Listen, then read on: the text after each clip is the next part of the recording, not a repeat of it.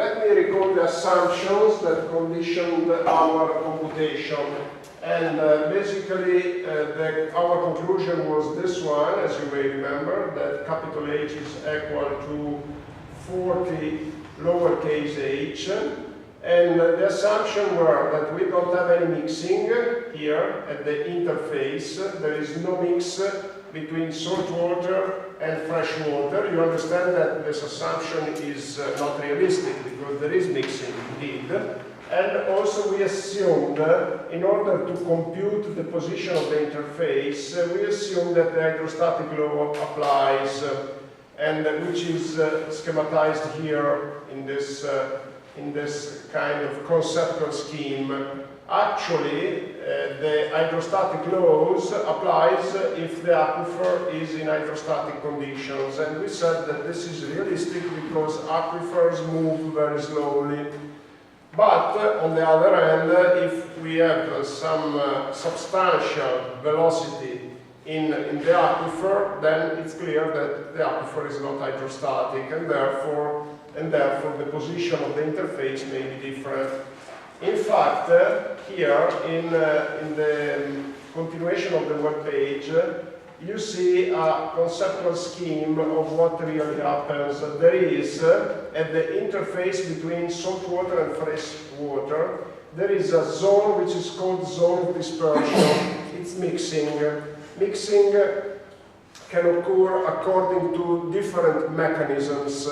There is the kind of mixing that occurs like in a glass, in hydrostatic condition, like if you get in a glass of clean water, you put a drop of inch. Of course, the drop is a point, but after the inch reaches the water, there is, of course, the inch that contaminates the whole glass, even if there is no movement of water.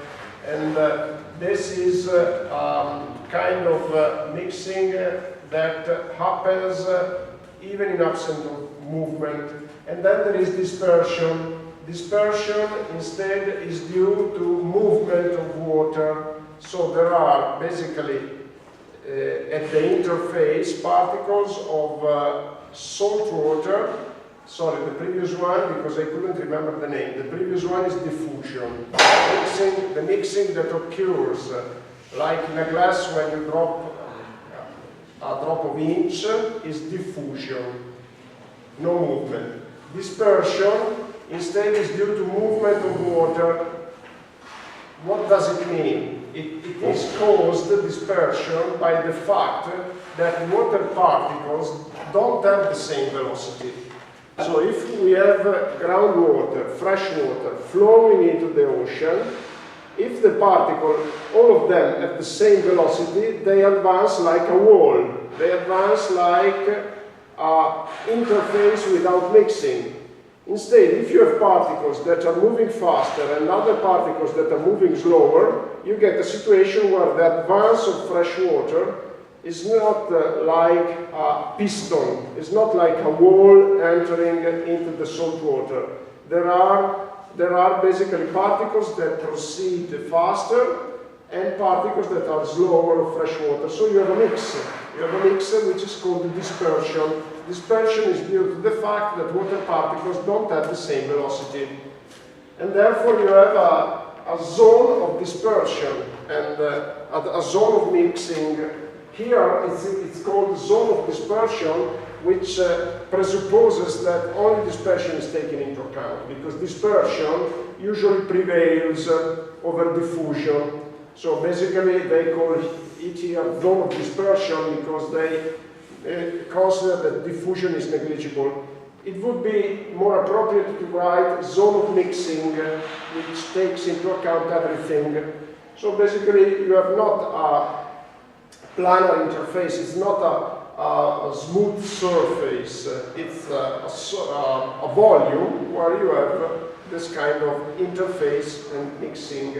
And where you have mixing, we call it brackish water, which means water that is mixed. It's not fresh, but it's not salt.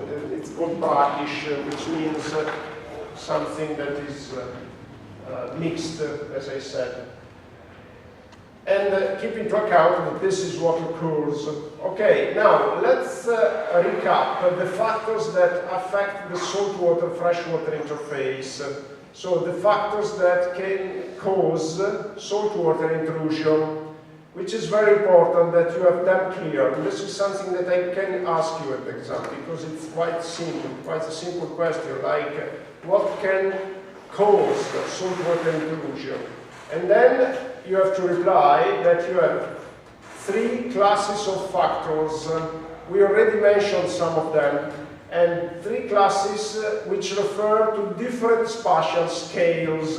So we have global scale factors, which means global means the whole Earth, the whole globe. Regional scale factors, we go down to a smaller spatial scale. A region is a part, usually it's defined, an administrative region is part of a country. But a region, let's say, it's a part of the globe. It's usually less extended than a continent, so it's not continental scale. When we say regional scale, it means something that a spatial scale that is usually lower, less extended than a continent, and usually less extended than a country boundary. But in some cases we define a region like the European region, we say, or the North European region, the South European region. So regional scale means something between the scale of the continent and a sub-portion of a country. Local scale instead refer to a very small spatial scale, which means like local means a city or a municipality.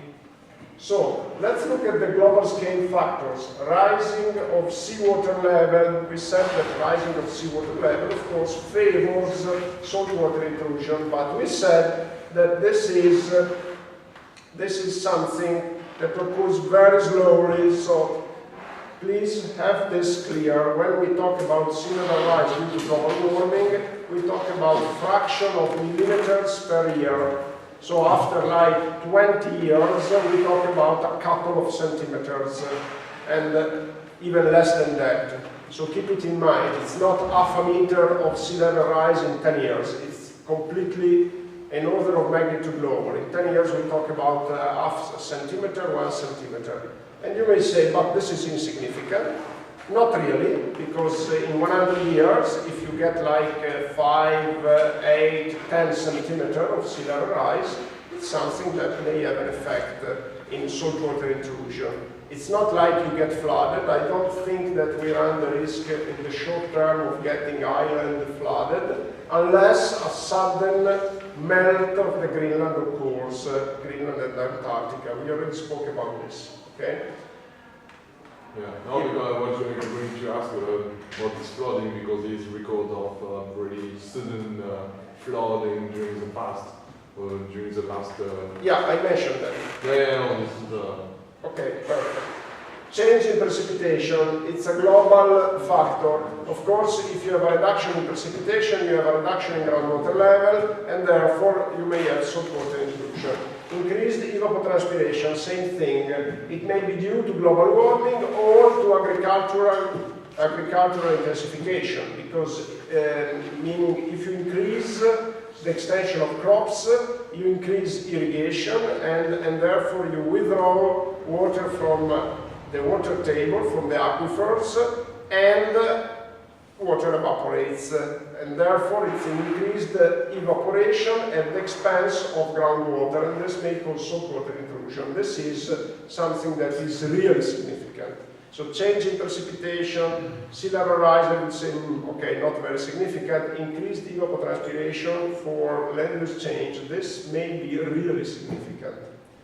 Okay, regional scale factors, subsidence, this is extremely significant. Subsidence is much more, is much higher, so the lowering of the land is much more significant than the sea level rise. Subsidence, we talk about like 30 centimeters in maybe like 10 years, or so it's very significant. It depends, subsidence, on, of course, oil and gas extraction, soil compaction, so the magnitude of subsidence depends also on the human influence, but this is really significant. Local climate change, it may be due to heat island effect or other local forcings. Keep in mind that local climate change is indeed significant. The heat island effect is causing an increase of temperature of like 2 degrees in the cities. And as cities are expanding, this is a real change of climate, which is more intensive than global warming. Global warming, we are talking about like from 1850, 1 degree, it depends on the location of the globe, but on average 1 degree in 100 years. The heat island effect, we are talking about 2 degrees in maybe 30 years because of the expansion of cities. Local climate change is significant. People sometimes tend to assume that being local is less effective, but on some local effects, some local impacts, like saltwater intrusion, local climate change is much more effective with respect to global warming. And then urbanization, because it reduces the recharge of aquifers. This is another very important factor. And if we reduce infiltration, because we increase the paved surface, then indeed there is less recharge, saltwater intrusion. Local scale factors and change in soil permeability due to the construction of barriers or soil compaction. This is extremely important. Soil compaction may cause saltwater intrusion at local scale. Increased consumption of water, increased water demands, and water pumping. Water pumping is a local scale factor which causes a local saltwater intrusion. The well becomes contaminated by saltwater and then has to be abandoned, and this is another important factor. So keep them in mind. There is a figure summarizing pumping, the effect of pumping. You see the interface which is here. We start pumping and therefore we reduce the amount of fresh water and salt water gets into the well. And this is another situation which may occur. It depends on where the pump is located. This is due, this is due to sea level rise and this is due to over pumping. So different sketch. Okay, and then here there is another sketch that it's just for your information. It's a schematic diagram that of various pathways for saltwater intrusion. And this is it may be saltwater intrusion through a confining layer if we have breaks in the confining layer, or if we dig a well which goes through the confining layer. It can be saltwater intrusion above the confining layer from encroachment from the ocean. But this doesn't give any more information. It's just an additional sketch that serves to you in order to memorize what can be the driver. Monitoring, this is essential. I leave you to read this because it's very simple. What we do basically is to monitor saltwater intrusion, and monitoring can be done through piezometer. We spoke about this just a few minutes ago. Monitoring can be done along the rivers. In the deltas or in the estuaries, we get samples of water at different locations, and we determine to what extent salt goes landward along the river, because this is another way of contamination. The salt water that moves up along the river course because the river level is lower, for instance. If you have reduced precipitation, reduced water flow from the river, salt water goes back into the river, landwards, and through infiltration contaminates. So it's important to monitor not only the aquifers, but also the rivers. And Here there is an example of a saltwater monitoring program by the province of Ferrara along the delta of the Po River. This is the delta of the Po River. And there are several locations where they take samples. I leave for you to read this. And you see a map. You see a map here of saltwater intrusion along the Po River up along the river reach. This is a map of the salt wedge. Cuneo Salino is salt wedge along the Po River, according to a campaign, a field campaign, a field survey that was carried out on August 9, 2012. Of course, in August, the flow of the Po River is lower, the river flow, and therefore you have the highest danger during the low flow season. You have the highest danger of saltwater intruding along the river. Okay, and then there are some very small descriptions of recovery options.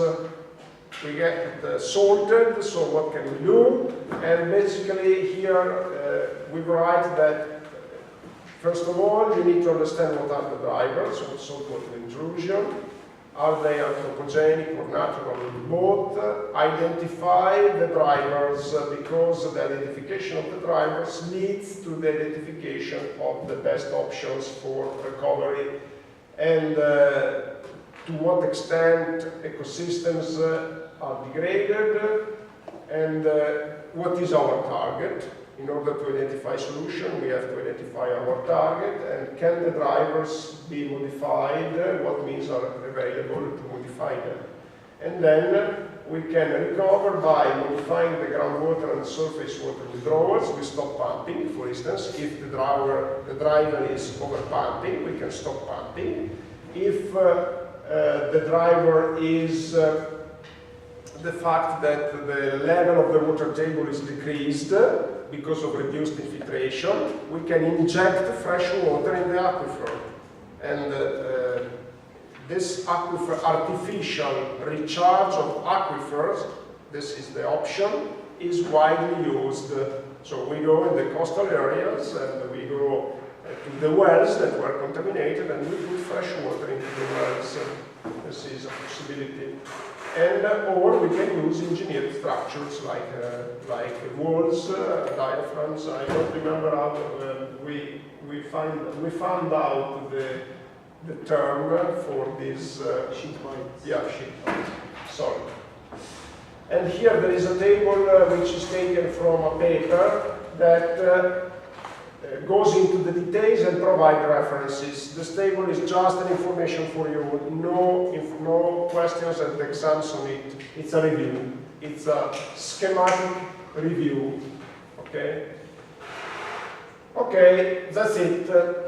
And there is the PowerPoint presentation already available. That's fine. Now let's move to another issue, which is more related to offshore and wave forcing, which is sea wave monitoring. I will be quick here because this is very descriptive. Did Professor Katie talked about sea monitoring, wave monitoring, or no? Okay. I think it is extremely important. In order to better understand the meaning of the data that you use as an engineer, you need to understand how data are collected. This is extremely important. And why is that? Because data are uncertain. And when you deal with data related to the Earth system in general, they are uncertain. So if you talk about river flow, if you talk about rainfall, if you talk about wave height, and you get numbers, these numbers are uncertain. And you have to take this uncertainty into account because it has an impact on your design. And as a designer, as an engineer, you need to quantify uncertainty. And very often you need to count on your experience. Experience means not, as I already mentioned to you, not the length, the temporal length which you worked on a subject. Experience means, in this specific case, that you know how data are collected, and therefore you can get an estimate of their uncertainty. And this is why I'm particularly keen on explaining how sea waves are monitored. And keep in mind that this is a very recent field. Basically, humans didn't observe waves up to the Second World War, up to 1940, and they needed to observe waves because they had to identify the best strategy for their attacks from the sea. And in particular, it was the US Army when they had to attack Japan from the sea.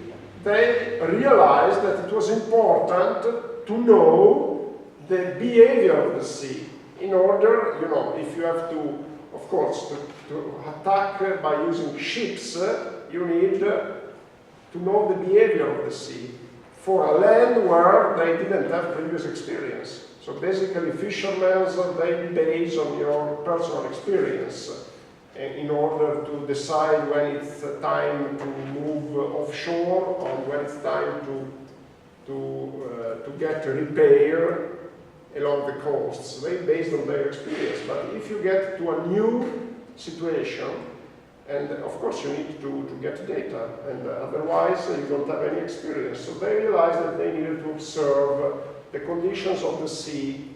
And after the war, then we realized that it was very important to know the condition of the sea for designing coastal protection structures, for designing offshore platforms, and any other intervention, engineered intervention on the coasts and offshore.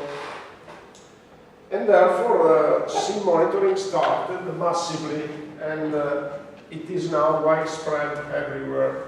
And when we got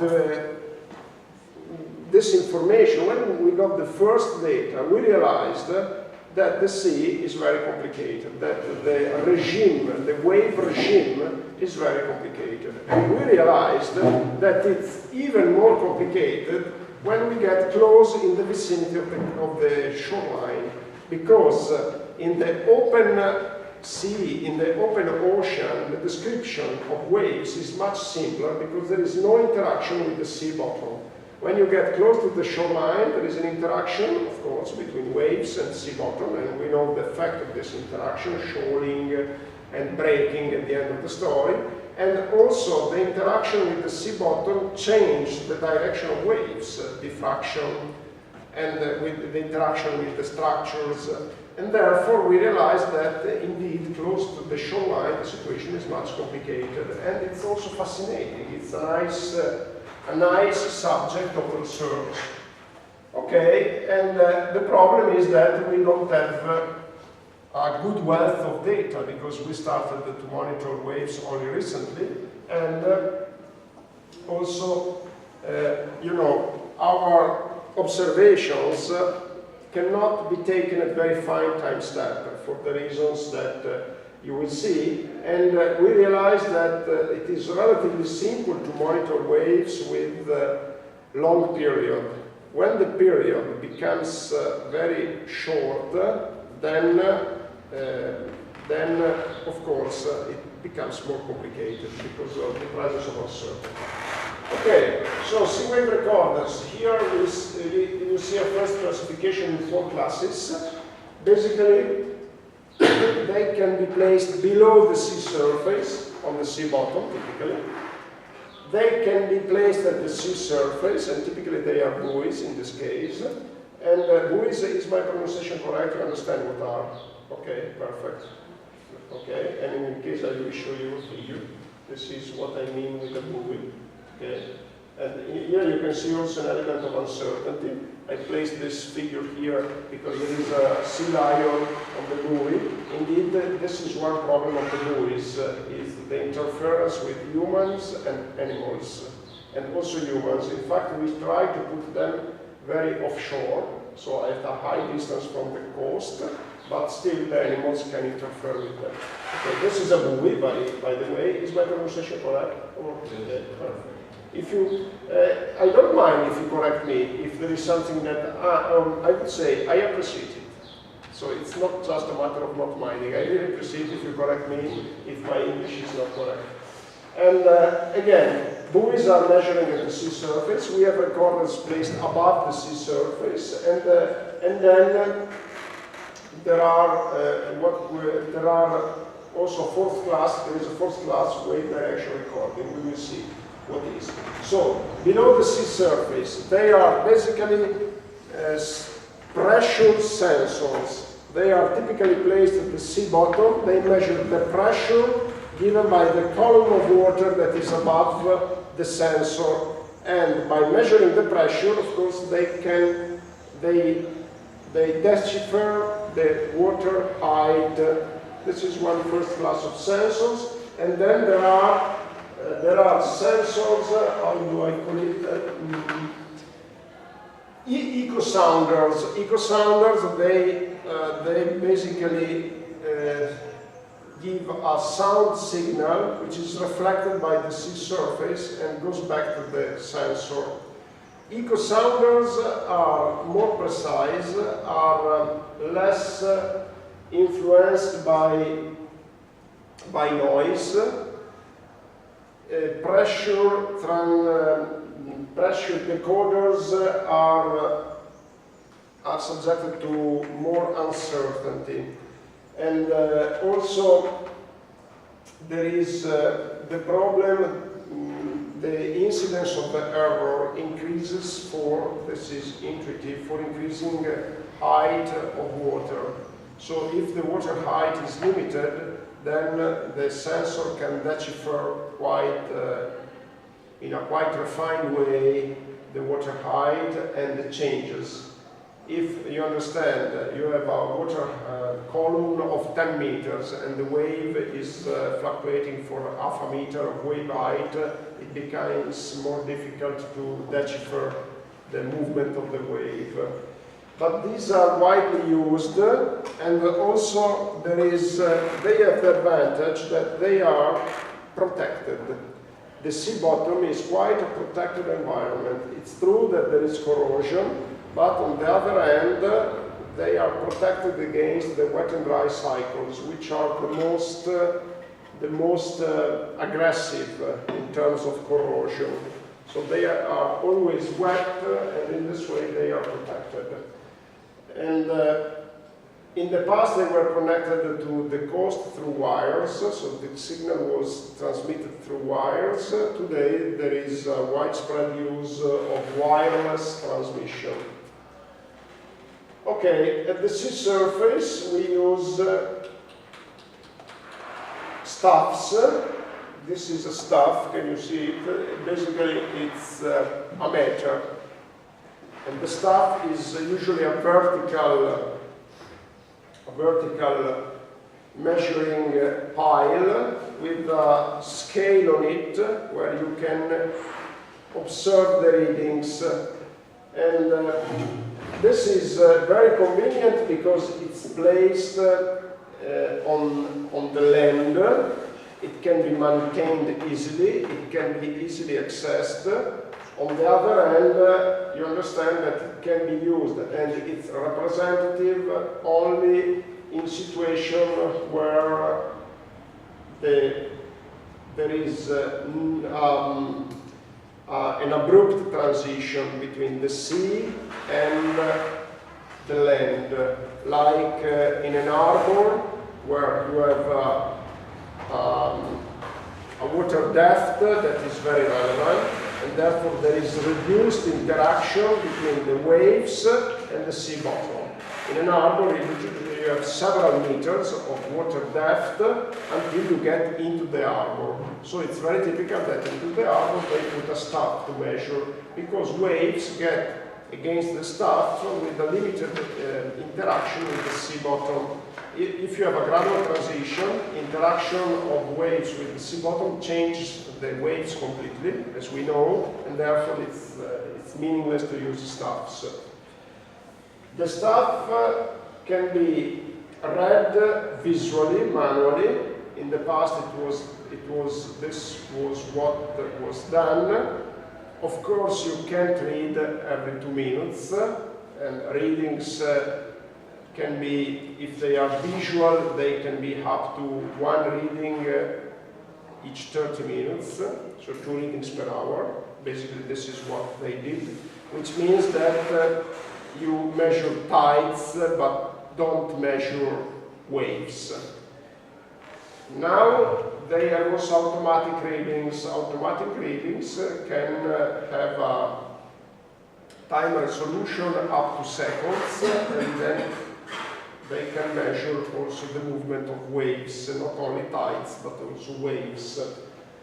They are widely used, and there is an example, there is a link, okay.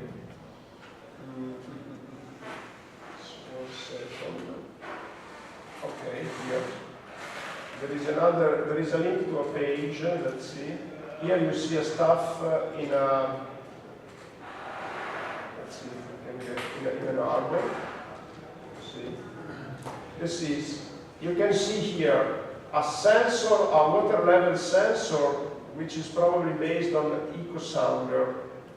So this gives, and also you can see some of these sensors on the bridges for measuring water level in rivers. And they can use 2 types of signals that are reflected by the water surface. They can be sound signals or can be light signals, like laser. I'm not sure what kind of signal is used here, but you can see that there is a first measurement here. And also, I think here, you see another stuff with automatic recording. You see that there are wires, and here there is, I think this is a visual stuff. I don't see any indication of automatic measurement here. Okay, and let me close this. And this is in French, but you can see a description of a stuff. And here are other examples. And this is placed not on the land, but offshore. Of course, not really offshore. You have to fix it at the sea bottom, but it's placed in the water. Okay. And here there is an indication, a very simple indication of if the stuff is inclined. Of course, we have to take into account the inclination in order to decipher the wave height. And then we have buoys. Buoys, basically, they are floating, and so they go up and down, and they have accelerometers inside, and in some cases they are also equipped with different sensors, so they can also decipher wave direction, not only wave height, because they go up and down, but they can also decipher wave direction with different sensors on their perimeter. These are widely used. The problem of buoys is interference with humans, animals, but they are used, definitely they are the most widely used monitoring system, and there are several pages on the web where you can see reports from sea monitoring program. This is the national, the NOAA of the US, which means National Oceanographic and Atmospheric Agency. Thank you, because I didn't remember. And basically, you can also find data for download. There is a description of what is reported, and at the end of the story, if you keep clicking, you find some, like this is a page where you can find the data, and basically here you can see an example. To give you an idea, the data that I used in our exercise were taken by this website. And then I modified them a little bit, but were taken from here. Okay, now let's go above the sea surface. Above the sea surface we use cameras. They are placed on the land and they can take several photograms per second, and by using photo interpretation or maybe by taking photographs of a staff, we can decipher the data. And then we have wave radars. Basically, the radar is very different from the picture. The picture is an image. The radar is sending a signal. Typically, it's a signal that is reflected by the water, and therefore, the time taken by the signal to reach the water and to get back to the radar is converted into a measurement. Radars are widely used on offshore platforms. And also, there is an increasing use of satellites. This is a picture of the sea topography, ocean topography, taken by a satellite. The satellite, with respect to the radar, it's very different. The radar has a different time resolution. The time resolution of the radar is the time that the radar takes to make a complete round, because the radar works by rotating. So there is the signal that is sent to the sea by a beamer that is rotating. And the time of rotation can be quite short. So typically it's of the order of magnitude of 10 minutes, half an hour, 1 hour. It depends, it can be calibrated, but this is the order of magnitude. The satellite, usually we take observations from different satellites, but the time resolution usually is not less than 6 hours, which means that you can observe tides very well. When we talk about sea surface topography, usually we talk about tides. We cannot observe waves in an effective way. Excuse me.